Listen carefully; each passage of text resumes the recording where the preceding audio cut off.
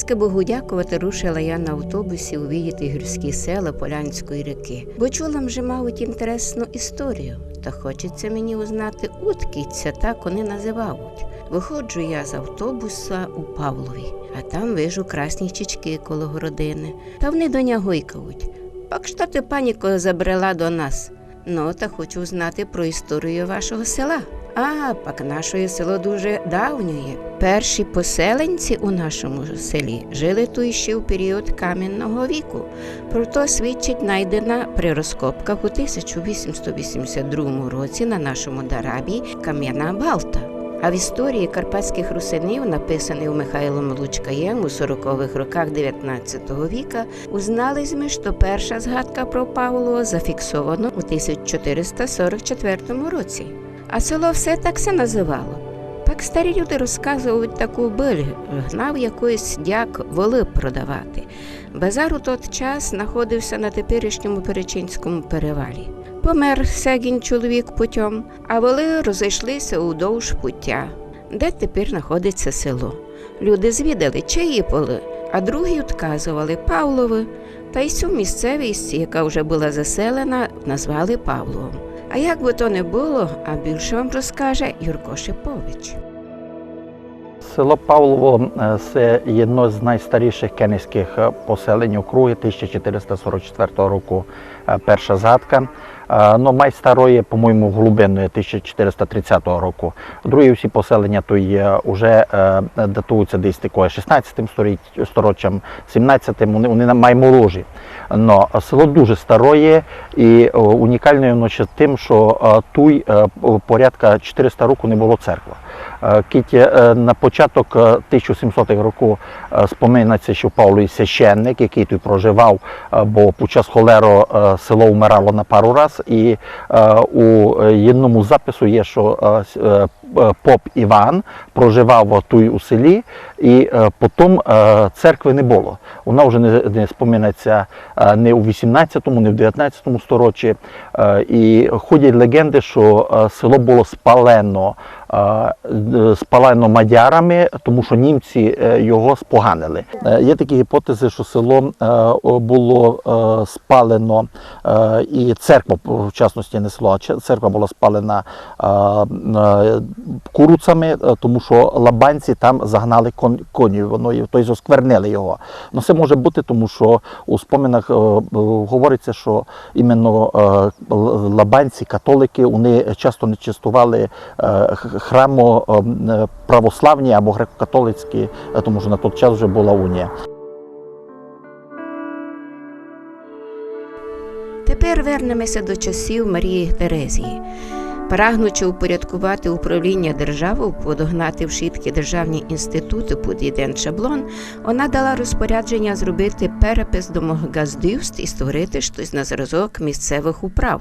У 1749 році у Павлові було всього 4 двори, і це через 305 років після першої згадки про село.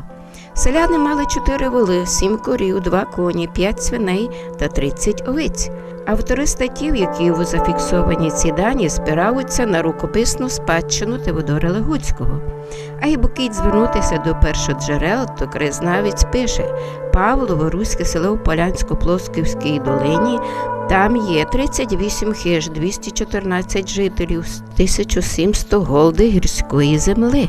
У 18 віці село належало до Чинадіївського замку. У 1691 році за Ференца Ракоція II тут було одно кенезьке і 12 кріпацьких хиж. Та священник Іван Поп використовували 3/4 ділянки телека, а інші пропали. У межах села і в лісі много джерел смачної мінеральної води, яку використовують на торгівлях. Юрко Шипович повів ми, уж його ученики інтересуються історією свого села та розкажуть ми її по-русинськи. Знаємо много легенд про наше село Павлово, та пару з них вам розкажу. Знаємо таку, що були колись у нас тут лізі-баби. Но ті лізі-баби жили у лісах, а деколи се спущали сюди у села. І май часто вони крали чужих дітей. І раз так жона пішла копати кромплі на Дараба та взяла з собою свого дітвака. Ну, а та лізі-баба прийшла та й забрала ту дитину, ту жону, а свою лишила юй. Но коли жона увиділа, що то не її дитина, та почала плакати, гойкати. Ну а люди їй посовітували, щоб вона почала ту дитину бити щапом. Каже, що та вчує, що дитина плаче, прийде та й возьме свого дітвака. Так то та жона й зробила. Била дитину, била щапом. Ну і тут приходить Лізі баба та й каже: на собі геть свою дитину, бо я тобі твою сокочу, а то мою збуткуєш, б'єш. Та так то та жона вернула собі свою дитину. Колись у наших селах дуже mnoгі люди умирали від холеру і чуму. І один раз у Павлові зафіксували ще один випадок. Людина захворіла на то. І люди звернулися до Босорканії. Босорканія їм повіла, щоб вони взяли 2 волу-близнюків і 2 хлопу-близнюків. І оборали округ села проти часової стрілки, круг. І обов'язково посипали солю. Люди так і зробили, і сталося чудо. І вже від хвороби ніхто не вмер. Ну а тепер ще одну вам розкажу. Знав, що був у селі у нас такий на початку ХХ віка Босоркун Юрочко. Він свої вміння не приховував і всім людям допомагав. Кого що хотів, приходив до нього за допомогою.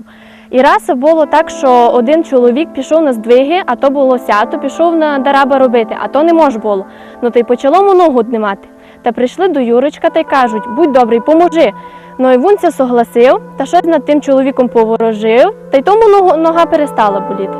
А ще знав, що раз одна жона віддалася на дідьковицю та дали їй корову, а та корова не давала молоко.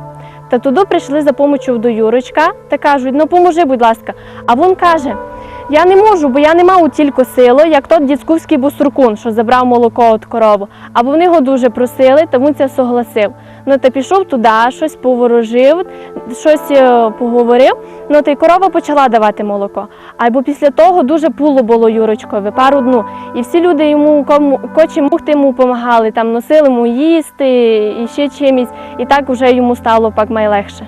А знаєте чому? Бо Юрочка забрав ту енергію злу недобру з корову, що на неї нагнав дідськувський Босоркун.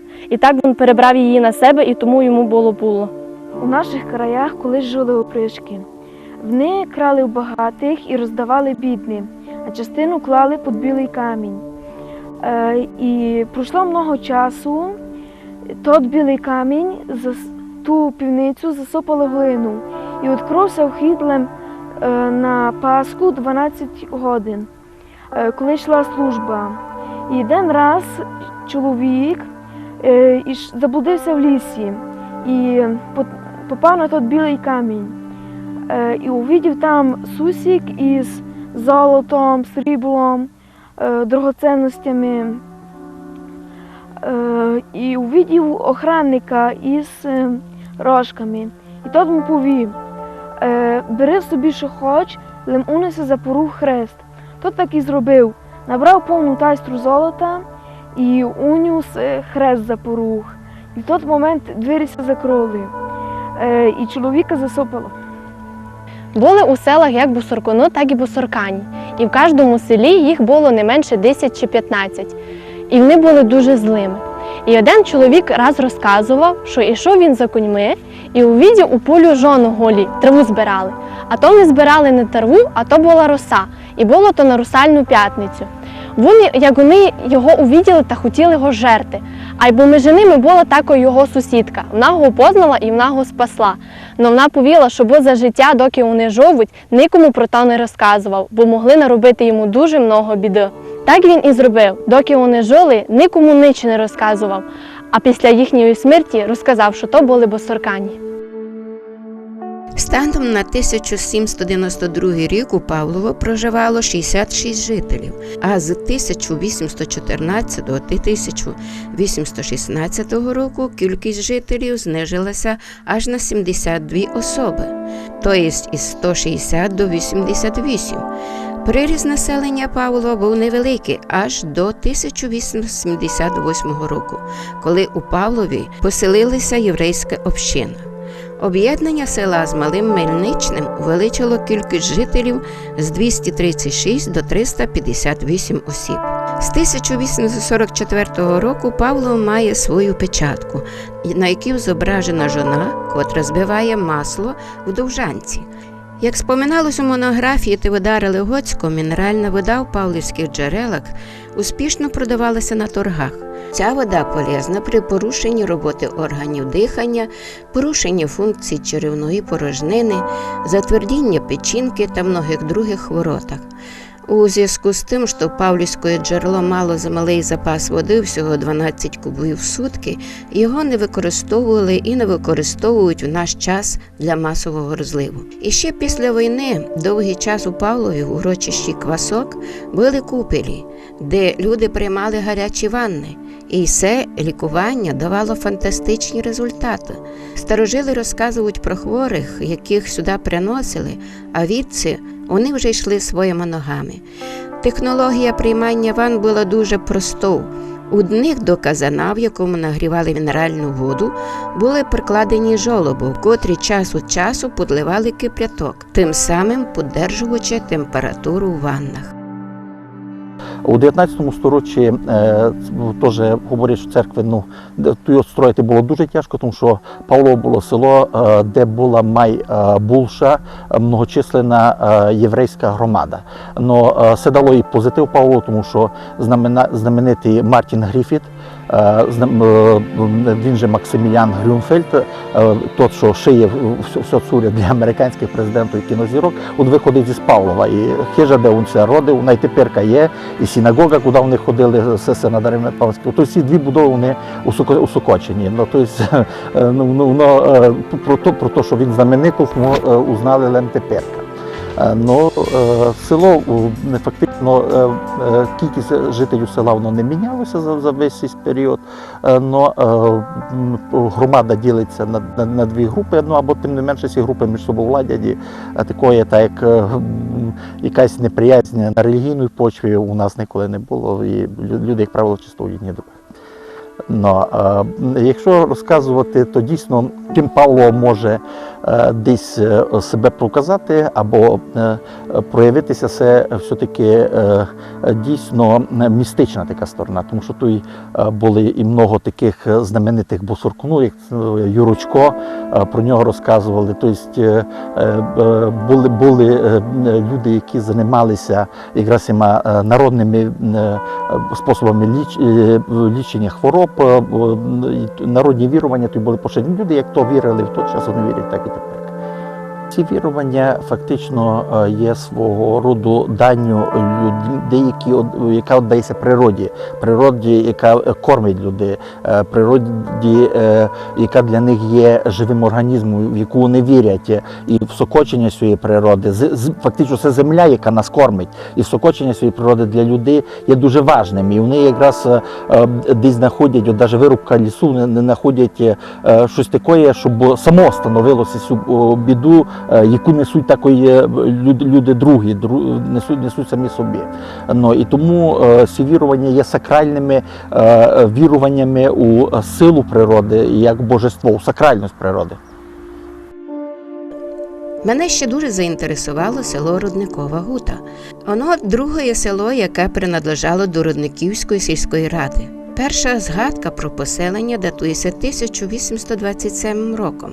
В 1830 році, бажаючи створити робітниче поселення, граф Шемборн поселив тут 38 сімей, переселенців із Михайловець і Вранова, Словаччина, які займалися вирубкою лісу. З 1834 року в селі працює скляна фабрика, але мало пізніше частина робітників перебралася у верхню грабівницю. У статистиці за 1839 рік у Гуті, первинна назва поселення була вже без додатку «Ізвод», зафіксовано всього 11 чоловік. Але ізвісно, що в 1893 році представники віросповідань, крім греко-католицького обряду, у церковній статистиці не вказувалися. Тому, видно, словаки-римокатолики просто не зачислені при статистиці. В документах того часу зафіксовано призначення цього поселення – складовий завод. На 1841 рік у Гуті проживало 16 греко-католиків, а в 1843 вже 114. Саме з цього року словацьке населення Гути почало вписуватися в церковну статистику, і все поселення стало у 1847 році і нараховувало вже 138 жителів. У 1848 році 44 кижі із Водгути дістали по 2 голди землі 0,86 га, за які платили Шемборну по 6 форінтів і 20 крейцерів на рік, або здавали відповідно всі у сумі количество попелу. У 1891 році село міняє назву на Фораншгута, і проіснувало воно до 1919 року. На 1915 рік у Фораншгуті жило 400 жителів, з яких 328 було греко-католиками, 7 іудеями, 65 римокатолики. Строїтельство ж добротної дерев'яної школи було профінансовано не з краєвого чи губернаторського бюджету, а з державного. У 1827 році граф Шемборн на такому крайові теперішньої Свалявщини вчинив невелике промислове поселення із Воргута. Спочатку називалося просто Гута, потім із Воргута.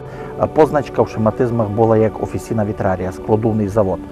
І тому перші поселенці це були люди, яких покликали із Вранова на Топлей і Михайловцю, також із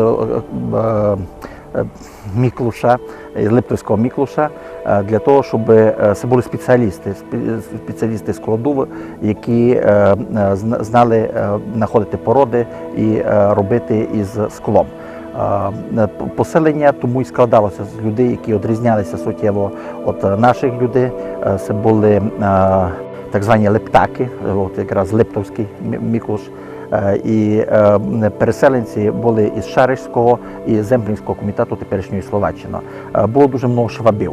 Церкви у Гуті довгий час не було, тому що є записи, що на початку ХХ століття гутники просили від графа Шемборна сутку землі для того, щоб покласти церкву. Він їм не дав цей дозвіл. Но потім церковка все-таки була покладена десь порядка 20-х років. Була вона до кінця Другої світової війни і в 44-му році згоріла. Потім була наново поставлена вже, така точно з дерева, або турня відрізнялася. Бо спочатку вона була бароковою, а потім вже це була така більш простенька башта, яка є дотепер. Само собою, що на Гуті люди мусили покладатися на себе, і тому народна медицина там була більш поширена, як у других поселеннях Подкарпаття. І в нас скотилася дотепер знаменита Марія, яку знають у всьому, не лише Подкарпаттю, її знають за межами Подкарпаття. Приходить дуже багато людей з України, і там постійно є шори, очереді, і попасти до неї не дуже просто. І дуже багато людей ходять туди, і потім дякують Богові за те, що вони змогли злічитися. У наш час Рудникове Гута – гірське село, яке проживає дружньою громадою, котра уважає та сохраняє звичаї предків. А має ізвісною воно тим, що тут много знахарів, котрі знали лічити людей. Та й низька слава котиться про бабку Марію Штулер, котра своїми руками оприділяє хвороти. Многі люди приходять до неї на костелях, а од неї йдуть сміючися і радуючися, уже не гонні ходити. Мене зустрічають у керті у файтованій щічки, а значить, любить Марія Іванівна красоту. Вижу, люди стоять у очереді, і я стала та й учекала свого часу, обознив поприказувати. Мені інтересно знати, цей здар, думаєте, відки у вас є? Я не знаю, я маленька була, 12 років, я вже наладжувала. Ага. А як їсте почувствували? Дівочка впала в війні 42-го. А докторів не було, впала, ногу вивернула, я її наладила. І так вже я чувствувала пальця, і я виділа, вже тепер не бачу, бо мала інфаркт, інсульт. Це вже тяжко. Ви прожили много років. Як думаєте, будь чоловік був здоровий, що треба про то? Кому що? Треба і докторів, а треба і мене. нерви сердечні, я чую, я їх знайду, розмащу. Вже чоловік давлення великое, вже легше. Ну і так, спину, диск, грижа, ну що є, А молитва це помагать. май. Має помагать молитва. А чому думаєте ж так? Бо Бог нам все дає. І розум, і все, і силу. Як думаєте, цей дар, він вам зростає чи убиває з роками? Людям хоче на мені біда, бо я паду. Я давлення, і тепер вже чую давлення, очі червоні. Коли ви лічите, та теж даєте свою енергію? Ну, Ага. Ну, а як ви встановлюєте? як вже чую біда, та вже нема що дає, бо не беру. Так казати правду. А в роду у вас когось лікував? Ні. То лише вам так все проявило. Ага. Ну, а мені інтересно знати, що коли ви робите, як то ви чувствуєте? Я так проведу пальцями, я чую, що дає. Проблема. М. А не кажуть вам, а ви не маєте медицинського образування, та де то. Ко не хоче, не йде. На кого біда, та проситься. А кому не біда, та Мгм. Як думаєте, то та духовність, що була у наших предків, а в нас вже стратила. А чому? Бог знає чому. Видите, а людям хоче, так всі думають, баба не вчена, або якби не був хосем, люди б не йшли. І діти маленькі не ходять. І спаралізовані, я знайду з головки нерви, я вимащу і воно се двигать. Як думаєте, важна заповідь то любов, ні, котру нам Господь давав. А як ту любов сохранити? Бо тяжкий світ. Ну, та треба мати в голові, що Бог є. А інше що? А ще мені інтересно знати, це когось вам помагать, це когось від вас то дар перейняв. Та прийняв, бо хіба може. Ну, а ви не чуєте, та як ви наладите. Треба чути і там скласти внутрі, що за. Ви щаслива жона? І чому? Та я там нещаслива, бо я вже мала інфаркт, інсульт. Бідім була великою. Ага. Ну, але маєте, навірно, дітей, внуків. Ну, маю. А в тому не хіба не щастя? Щастя. А з чоловіком кілько сте прожили? 35. Кілько дітей маєте, внуків? Я не одного мала.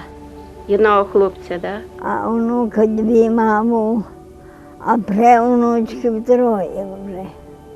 А радуються вам? Та радуються. Чи баба не має їх бабити, а й не беру. А що треба про те, аби людина була здорова? Як думаєте? Я думав, вже все у Бога здорово.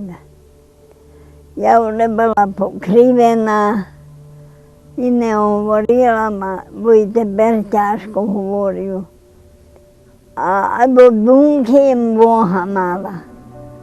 Просить, Боже, поможи мені. Бабка Марія щитить, що то дар Господа і гроші не просить, а й був у свої поважні 85, лем просить, аби Бог дав здоров'я і вона мала сили помагати людям.